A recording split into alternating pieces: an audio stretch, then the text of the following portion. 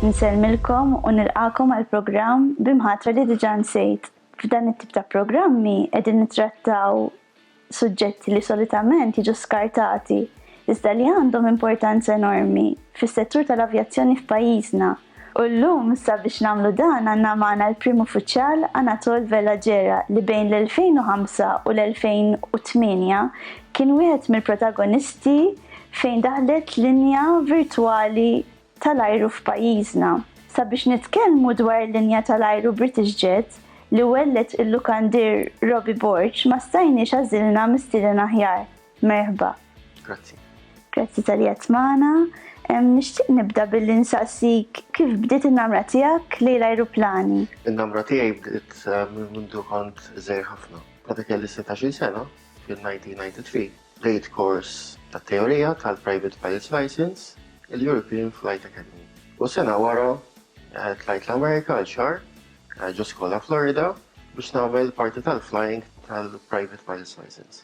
U sena wara rġajt tlajt l-Amerika fl-istess skola ġo Florida biex nagħmel il-Commercial Pilot's License. Namra komplit ġo fija u saħansitra fil-1997 mort xahar l-Amerika rġajt darba il-Hawaii u għamilt il-Flight Instructor course. Tajjeb wis, mela gradwajt u bdejt taħdem bħala struttur l-ewwel mal-European Pilot Academy u kif kienet l-esperjenza tiegħek li tgħallem l-istudenti? Kien hemm xi episodji ta' tajja li tawk? Fit-2003 bdejt naħdem bħala instructor mal-European Pilot Academy. Niftakar darba kelli student li kien vera tajjeb qatt m'għamel sbagħli gravi waqt it-taħriġ. Meta ġejt biex nibattu waħdu għall-ewwel solo waqt li nżul għamel żball gravi u kważi kraxxa l-ajruplan. Bħala eżaminatur, lim kienu l-iktar tliet żbalji komuni li jagħmlu l-istudenti waqt li qed jippreparaw għall-eżami tagħhom tal-PPL? Malta kif nafu aħna hija żgħira ħafna u parti mill-eżami jsir fuq sqallija, il-parti tan-navigation. U bejn ikunu daqsxejn eċitati l-istudenti u bejn ma jkunux familjari mal-ambjent, jibdew jagħmlu żbalji. U dawn it-tip ta' żbalji waqt navigation jistgħu jispiċċaw jintilfu. Żbalji oħrajn li nara huma pereżempju waqt il-practice force landing. Hawnhekk jagħmlu simulation ta' engine failure fejn bażikament l-istudent irid jagħżel eżempju għalqaf fejn irid jinżel u jagħmel ċertu manuvri biex ikun tajjeb għal din l-għalqa. U jibdew jsiru ċertu żbalji fejn jispiċċa jew għoli ħafna jew baxx wisq għal din l-għalqa. Ukoll nara ċertu żbalji jsiru waqt l-nżul. L-istudenti ma jkalkulawx ir-rih. So, jista' jkun ġej mill-lemin jew mix-xelluk, ma jużawx it-tattika kif suppost biex jikkorreġu għar-rih. Ma jleddjawx fl-ejja stipulata fuq il-lemin. Mistruttur għamilt bidla fil-karriera tiegħek u bdejt taħdem mal-Hello li kellha wet lease mal-British Jet. U kif nibtet din l-opportunità f'ħajtek? Il-karriera mal-Hello bdiet meta ċempilli ħabib tiegħi li kombinazzjoni kien l-ewwel student tiegħi meta bdejt nagħlem bħala ground instructor, kien ċempilli u għalli il-Hello qed ifittxu l-bdodi. U jiena minn dejjem kont ifissat fuq l-MD-80 Series Aircraft u applikajt mal-Hello u intażil biex imur nagħmel l-interview.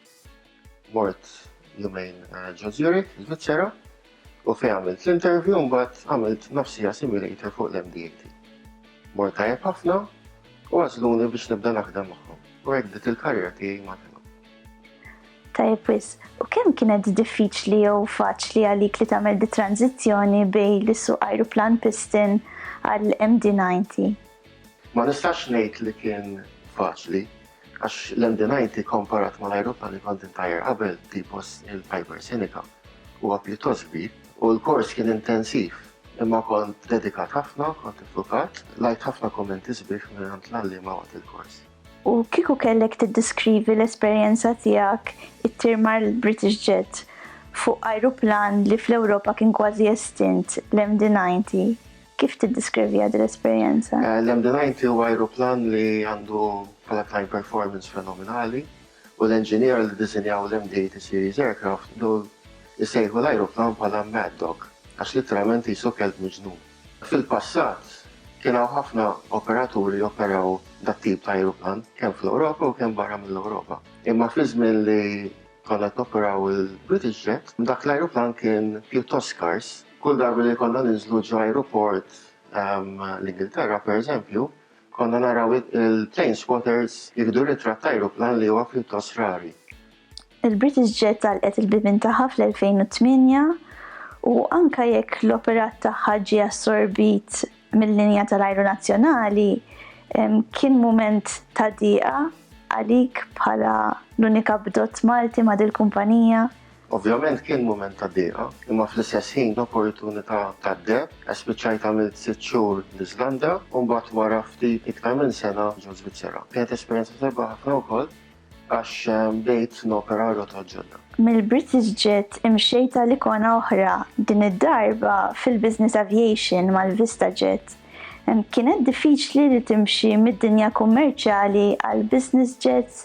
Ma nistax ngħid li kien diffiċli jew faċli, imma kien differenti. Fid-dinja tal-business jet intiru ħafna postijiet differenti. Pereżempju fit-3 snin u nofs li għamilt mal-Vista Jet, mort iktar minn 150 airports kbar ħafna u airports żgħar ħafna. Pereżempju il-bdoti jistennew il-passiġġier sakemm jiġi qabel ma jmorru għal-flight. Anki jekk jittardja, il-passiġġier jittardja sija, anki satejn, diment il-flight time limitations ikunu għadhom legali, il-blot jistenna. Imma fid-dinja kommerċjali ma jsirx hekk. Huwa kunċett kompletament differenti. Eżatti. Mill-varjetà ta' ajruplani li tajjart, inkluż l-Airbus 320 Challenger, fejn tpoġġi l-MD-90? Sissa tajjart iktar minn 25 tip ta' ajruplan. U kollha huma differenti u ħafna minnhom għandhom skop differenti. L-MD-90 kellu performance fenomenali kif semmejna qabel, imma sfortunatament huwa teknoloġija daqsxejn antika. U minħabba fekk mhuwiex ekonomiku jekk tikkomparah ma' tipa pereżempju Airbus 320. Bħala l-unika bdott Malti li tirt mal-ewwel linja tal-ajru virtwali minn mindu kellu jiġi liberalizzat is-suq wara dħul ta' Malta fl-Unjoni Ewropea fl-2005. Temmen li Malta jista' jkollha British Jet oħra? L-industrija tal-avjazzjoni tevolvi ħin kollu. Kif nafu aħna din l-industrija ma nistgħu nexkludu xejn. Tajjeb u grazzi. U b'dik l-aħħar mistoqsija wasalna fit-tmiem ta' edizzjoni oħra tal-programm bimħatra li diġà nsejt. Infakkarkom li tistgħu issegwu iktar aħbarijiet fuq l-avjazzjoni f'pajjiżna fuq is-sit www.mavio.org. Qabel intemmu nixtieq minn hawn nirringrazzja l-General Manager tas Salini Resort. Grazzi u tislijiet.